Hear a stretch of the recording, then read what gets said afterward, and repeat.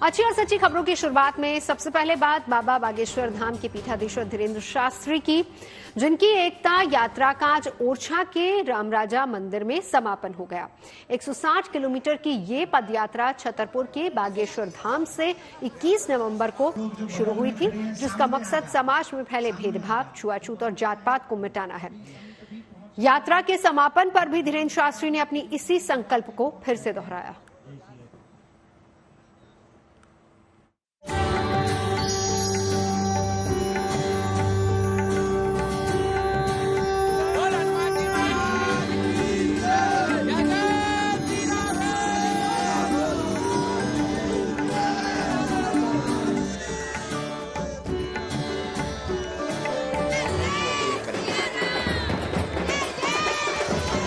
एक 160 किलोमीटर का सफर, हजारों की ये भीड़ और इस भीड़ की अगुवाई करते धीरेन्द्र कृष्ण शास्त्री, जिनकी एकता यात्रा आज अपने अंतिम पड़ाव राम राजा मंदिर पहुंची।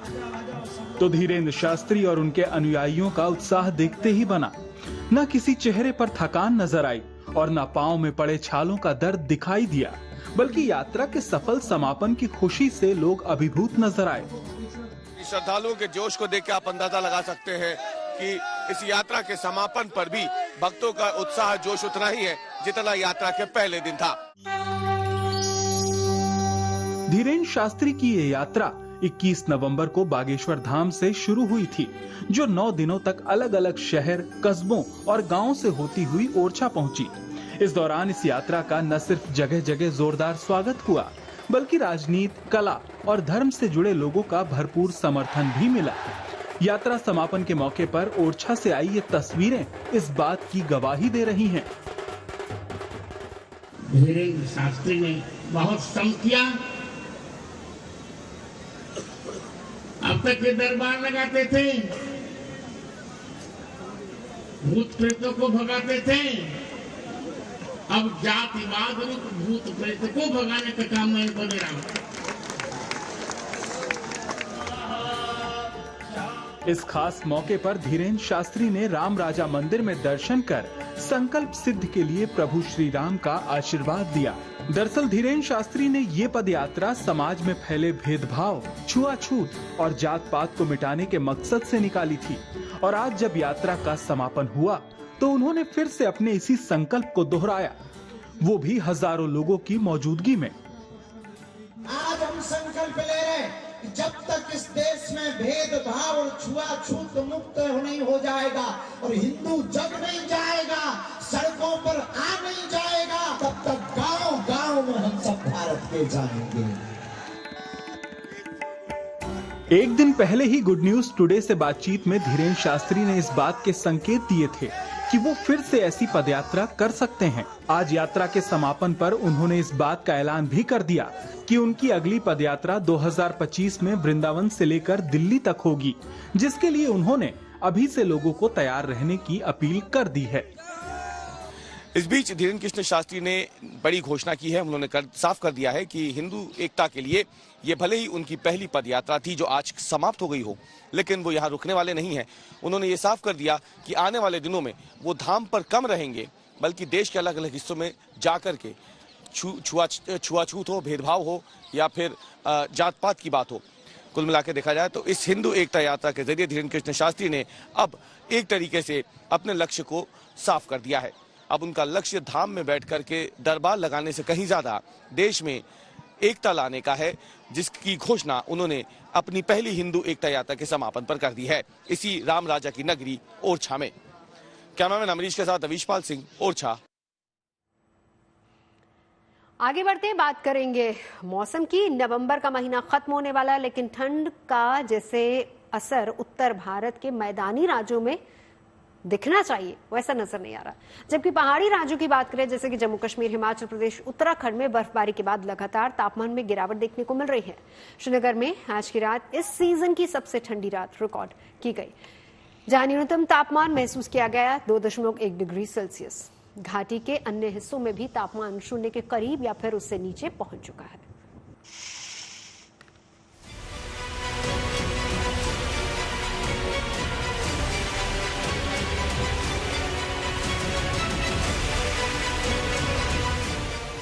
कश्मीर से लेकर उत्तराखंड तक ठंड ने अपने तेवर दिखाने शुरू कर दिए हैं। कहीं झरने जमने लगे हैं, कहीं पानी जमने लगा है, कहीं कोहरे और पाले का सितम है, तो कहीं बर्फबारी की मार है। नौबत ये है कि कश्मीर में वक्त से पहले हुई बर्फबारी ने लोगों को ठिठुरने पर मजबूर कर दिया है। तापमान में गिरावट से रातें ही नहीं, दिन काटना भी मुश्किल होने लगा है। श्रीनगर में आज की रात इस सीजन की सबसे ठंडी रात रिकॉर्ड की गई, जहां न्यूनतम तापमान -2.1 डिग्री सेल्सियस रहा। कमोबेश यही हाल घाटी के दूसरे हिस्सों में भी देखने को मिल रहा है। कश्मीर घाटी वक्त से पहले ही जो है सख्त सर्दी की चपेट में, और श्रीनगर की बात करें तो इस सीजन का सबसे ठंडा 24 घंटा रिकॉर्ड हुआ है, यानी कि -2.2 जो है डिग्री सेल्सियस रात में रिकॉर्ड हुआ। और शोपियन कश्मीर में सबसे ठंडी जगह जो -5.5 तक जहां पारा गिरा है। और पूरे कश्मीर की बात करें तो वक्त से पहले ही इतनी खतरनाक सर्दी जो है महसूस हो रही है। और ऐसी ठंड जो है डीप विंटर यानी कि दिसंबर जनवरी में जो है यहां महसूस होती थी, लेकिन उससे पहले ही इस बार चूंकि बर्फबारी हुई है, पहाड़ों पे बर्फ हुई है, और आने वाले दिनों में भी तकरीबन 3 वेस्टर्न डिस्टर्बेंस जो कि बारिश बर्फ अपने साथ लाती है, वो कश्मीर जो है देखने वाला है। मौसम विभाग का अनुमान है कि आने वाले दिनों में back to back western disturbance के असर से कश्मीर में फिर से बर्फबारी होगी, जिसके चलते तापमान में और गिरावट देखने को मिल सकती है। मौसम की मौजूदा तेवरों को देखते हुए घाटी के लोगों ने ठंड से निपटने के लिए तैयारी तेज कर दी है। हालिया दिनों जो यहाँ पे बर्फबारी हुई है, सर्दी में जो है इससे ज्यादा इजाफा हो चुका है। आप खुद ही देख सकते हैं कि लोग जो है किन सर्दी में किन मुश्किलात का सामना करते हैं। जिस तरीके से आप यहाँ पे निगली में आए हो, यहाँ पे आप देख सकते हैं कि यहाँ पे किस तरीके से ये लोग जो है इन्हीं चिनार के पत्तों से कोलन बनाते हैं, और ये कोयला जो है बिल्कुल यही बाजार में भी बेचते हैं और इसी से जो है अपनी जिंदगी जो है बसर करते हैं। ऐसे भी इलाके हैं जहाँ पर राशन की किल्लत होती है, सर्दियों में जब बर्फबारी होती है कट ऑफ हो जाते हैं लोग मार्केट से, तो वो आज ही के मौसम में, नवंबर के मौसम में ही अपना राशन वाशन लेके वो अपने घरों तक उनको स्टोर करके रखते। उधर देवभूमि उत्तराखंड में भी ठंड का असर दिखने लगा है। ऊंचाई वाले इलाकों से लेकर मैदानी इलाकों तक लोग इन दिनों कड़ाके की ठंड का सामना कर रहे हैं। ये 2 तस्वीरें बद्रीनाथ और बागेश्वर से आई हैं, जो ठंड के चलते बने हालात को बयां कर रही हैं। नौबत ये है कि इन दिनों लोगों को ठंड से बचने के लिए सुबह शाम अलाव का सहारा लेना पड़ रहा है। राज्य में ये हाल बिना बर्फबारी के है, जब तापमान कई इलाकों में माइनस में जा चुका है। लेकिन मैदानी राज्यों में अभी भी ठंड का वैसा असर नहीं दिख रहा है जैसा नवंबर के आखिर में देखने को मिलता है। नवंबर जाने को है, लेकिन अभी तक दिल्ली एनसीआर या फिर यूं कहे कि पूरे उत्तर भारत में उस तरह की ठंड दिखाई नहीं पड़ रही जिस तरह की अमूमन बीते साल में नवंबर में देखने को मिली थी। मौसम विभाग का कहना है कि इस बार कोई भी स्ट्रॉन्ग वेस्टर्न डिस्टर्बेंस अभी तक देखने को नहीं मिला है। वेस्टर्न डिस्टर्बेंस की वजह से ही हिमालय की रेंज में बर्फबारी होती है और बाकी मैदानी इलाकों में बारिश होती है, जिसके बाद ठंड देखी जाती है। और अगर पहाड़ों पर बर्फबारी होती है तो उसकी वजह से भी उसका असर मैदानी इलाकों में देखा जाता है। लेकिन अभी तक कोई भी स्ट्रॉन्ग वेस्टर्न डिस्टर्बेंस देखने को नहीं मिला है। पहाड़ों पर भी जो भी थोड़ी बहुत बर्फबारी हो रही है वो भी वेस्टर्न डिस्टर्बेंस की वजह से है, लेकिन उस वेस्टर्न डिस्टर्बेंस का असर सिर्फ उस पहाड़ी रेंज में ही है, हिमालयन रेंज में ही है। इसीलिए उसका बहुत ज्यादा असर मैदानी इलाके में फिलहाल देखने को नहीं मिल रहा है। मौसम विभाग का अनुमान है कि उत्तर भारत के मैदानी राज्यों में अभी ठिठुरन वाली ठंड के लिए थोड़ा इंतजार और करना पड़ सकता है, क्योंकि अभी किसी स्ट्रॉन्ग वेस्टर्न डिस्टर्बेंस के आसार नजर नहीं आ रहे हैं। हालांकि दिल्ली एनसीआर समेत हरियाणा, पंजाब, पूर्वी और पश्चिमी उत्तर प्रदेश में कोहरे की संभावना जताई गई है। अगर फॉग की बात करें, फॉग पहले थोड़ा रहा, उसके बाद अभी आने वाले समय की बात करें, कोई ऐसा सिग्निफिकेंट फॉग हम एक्सपेक्ट नहीं कर रहे। जो फॉग रहेगा जैसे अभी उत्तर प्रदेश में है, कहीं न कहीं आइसोलेटेड डेंस, जहाँ वेरी डेंस भी एक आधी जगह कहीं पे आया, मीन आइसोलेटेड डेंस विजिबिलिटी 50 से 200 मीटर है, और very dense mean visibility 50 metre से कम है, तो वो कुछ ऐसा फॉग नहीं है। एनसीआर दिल्ली में भी ऐसा कुछ सिग्निफिकेंट नहीं है। जनरली हम 7 दिन का फोरकास्ट देते हैं, तो एक हफ्ता तो इतना कोई उम्मीद नहीं है कोई एक्टिव वेस्टर्न डिस्टर्बेंस आएगा। तो इसमें जो भी पैटर्न प्रिवेल है नॉर्थ वेस्ट इंडिया में ऑलमोस्ट वैसा ही रहने वाला है, इसमें कोई ज्यादा चेंजेस नहीं रही। पहाड़ों पर कड़ाके की ठंड है, जबकि मैदानी राज्यों में ठिठुरन वाली ठंड का इंतजार। मौसम की ये अजब गजब पहेली देख न सिर्फ लोग हैरान हैं, बल्कि मौसम वैज्ञानिक भी हैरान हैं। श्रीनगर से मीर फरीद, बागेश्वर से जगदीश पांडे, चमोली से कमल नयन सिलोड़ी और दिल्ली से मनीष चौरसिया के साथ bureau report, good news today. और अब तैयार हो रहे हैं भारत की अदृश्य सेना के, जिस पर दुश्मन के रडार भी हो जाएंगे बेकार। आईआईटी कानपुर के भारतीय सेना के लिए एक ऐसा सुरक्षा कवच तैयार किया है जिसकी ओट में आते ही लड़ाकू विमान, सैन्य उपकरण, यहां तक कि सैनिक भी दिखना बंद हो जाएंगे। ऑप्टिकल, थर्मल और रडार, तीनों तकनीक ही मेटा मटेरियल के सामने बौने साबित हो जाएंगे। आइए आपको दिखाते हैं दुश्मन के लिए आईआईटी कानपुर का मिस्टर इंडिया प्लान क्या है।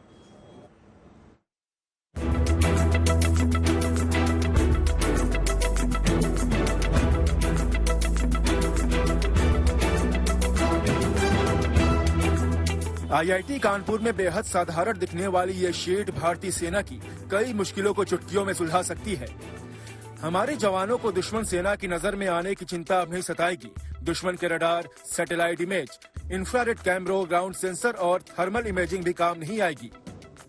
आईआईटी कानपुर ने इंडियन फोर्सेस के लिए ऐसे सुरक्षा कवच का आविष्कार किया है जिसका इस्तेमाल कर इंडियन बंकर्स, एयरक्राफ्ट्स, भारतीय सैनिक दुश्मनों के रडार से गायब हो जाएंगे। ठीक उसी तरह जिस तरह मिस्टर इंडिया मूवी में अनिल कपूर बैंड पहनते ही गायब हो जाता है। अनालक्ष्य नाम के मेटा मटेरियल से बनी शीट दुश्मनों के रडार को पूरी तरह उलझा देगी। इससे बने शेड के नीचे खड़े या ढके सेना के लड़ाकू विमान, हेलीकॉप्टर्स, सैन्य ड्रोन को सिंथेटिक अपर्चर रडार सिस्टम और सैटेलाइट इमेज के लिए डिटेक्ट करना बेहद मुश्किल हो जाएगा। कानपुर आईआईटी की यह बड़ी उपलब्धि भारतीय सेना के लिए सुरक्षा कवच साबित होगी।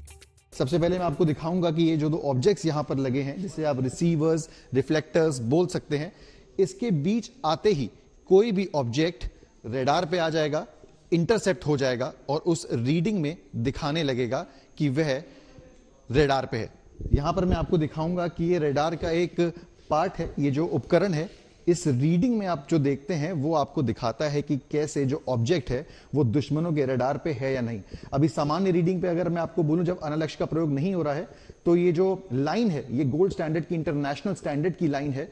इसके ऊपर जो उपकरण आते हैं वो रडार में आ जाते हैं और इसके नीचे जो उपकरण रीडिंग आती है, दैट मींस कि वो रडार से गायब है। अभी फिलहाल नॉर्मल रीडिंग आप देखेंगे तो ये इस लाइन से ऊपर जा रही है।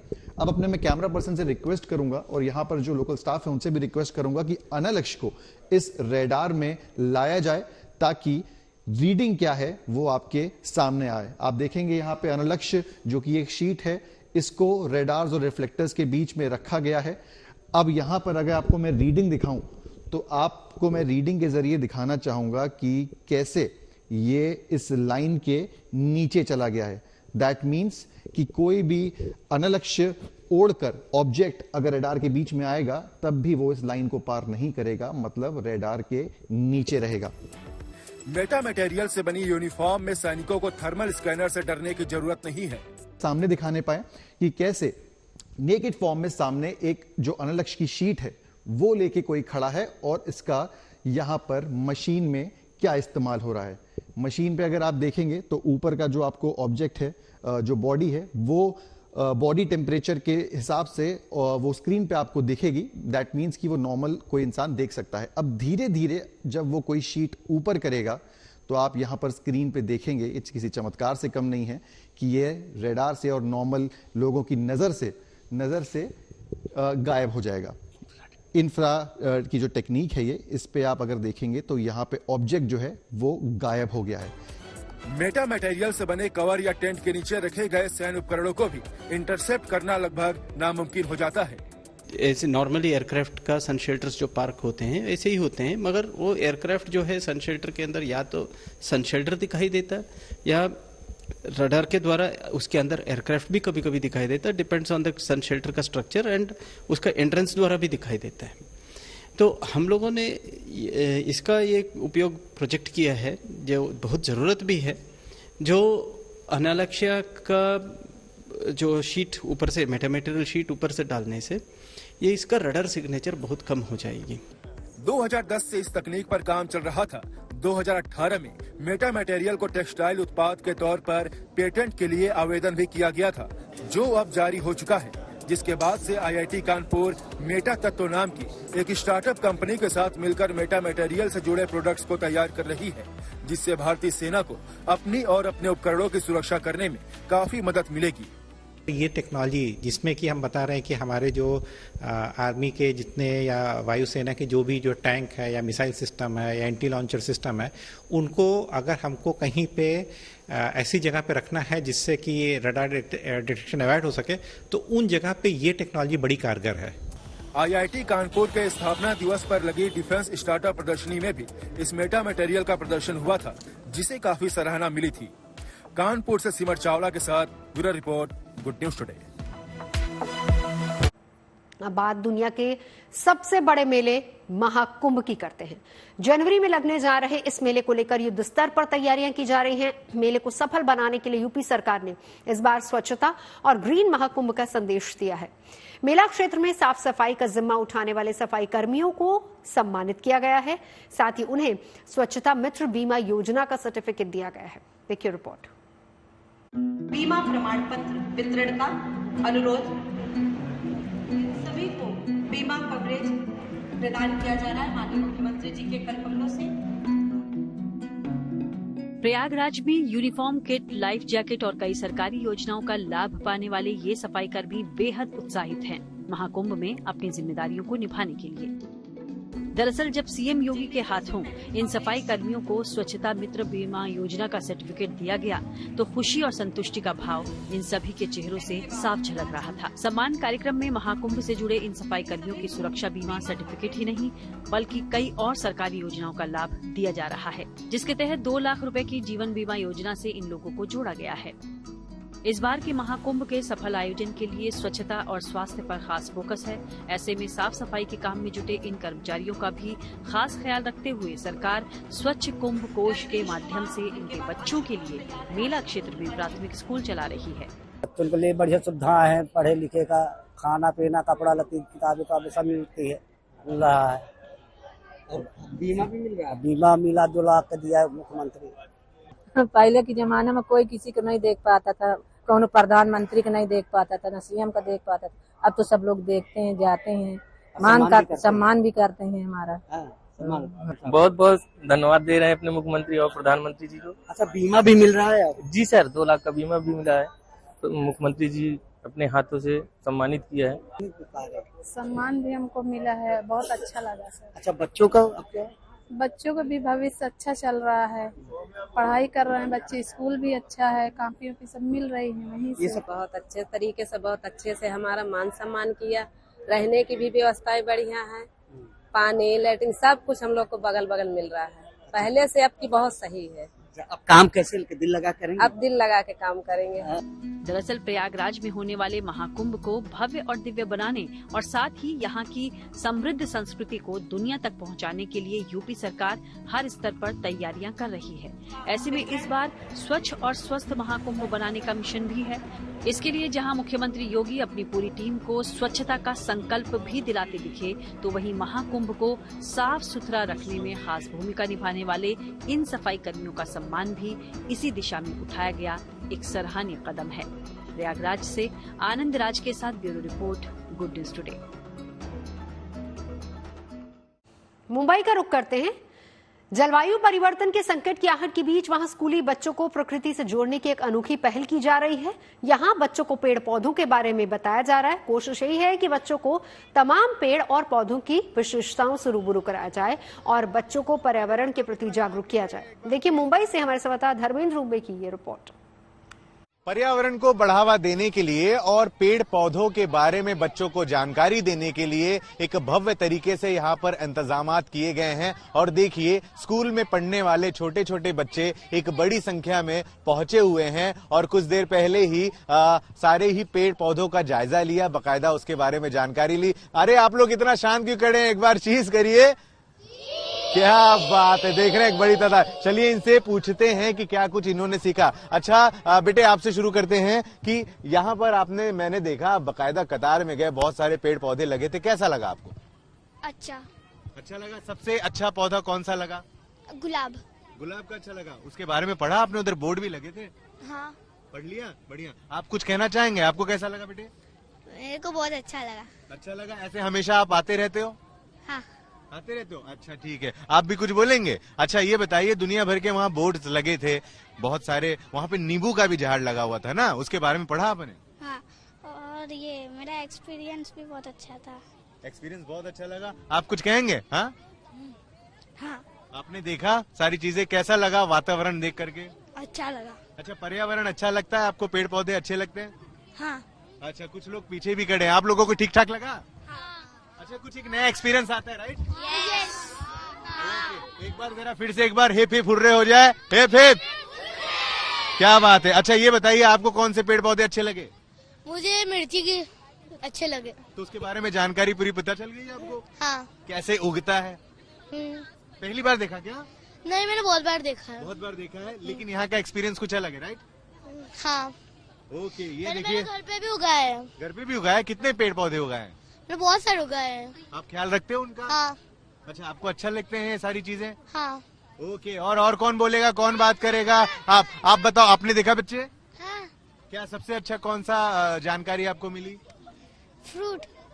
किसकी? सॉरी, वेजिटेबल की। कौन सा वेजिटेबल आपको सबसे अच्छा लगता है? पंपकिन अच्छा लगता है। अच्छा, आप भी गाँव जाते हैं अपने? हाँ। तो आपने देखा है किस तरीके से उगते हैं? हाँ। खेतों में गए हो? नहीं गए हैं। चलो ठीक है, आप खेतों में गए हैं कभी? हाँ। मेरे नाना के पास है। नाना के पास है? क्या है आपके नाना, क्या उगाते हैं खेतों में? वेजिटेबल्स, फ्रूट्स, दूसरे प्लांट्स ऐसे भी थे जो हम कुछ और बोलते हैं और उनका दो नाम है, मतलब एक चीज का दो नाम है। हम डे टू डे लाइफ में कुछ और बोलते हैं और यहाँ पे कुछ और लिखा था, तो उनके अलग नाम भी हमने सीखे। बिल्कुल, देखिए छोटे छोटे बच्चे हैं और कितनी प्यारी प्यारी बातें कर रहे हैं, बहुत सारी जानकारियां भी इन्होंने जुटा ली है। स्पेशली पर्यावरण को लेकर के किस तरीके से इन सभी को यहाँ पर जुटाया गया और हर पेड़ पौधों के बारे में बकायदा जानकारी दी। और साफ तौर से सभी के मन में ये बात है कि भाई पेड़ पौधे बचाएंगे तभी जीवन आगे बढ़ पाएगा, तब सांसें चल पाएगी। वीडियो जर्नलिस्ट वहादत खां के साथ Dharmendra Dubey, good news today, Mumbai. खबरें सच्ची होनी चाहिए, अच्छी खुद ब खुद लगती है। Navjot Sundhawa signing off. आप सुनते रहिए गुड न्यूज, देखते रहिए गुड न्यूज टुडे।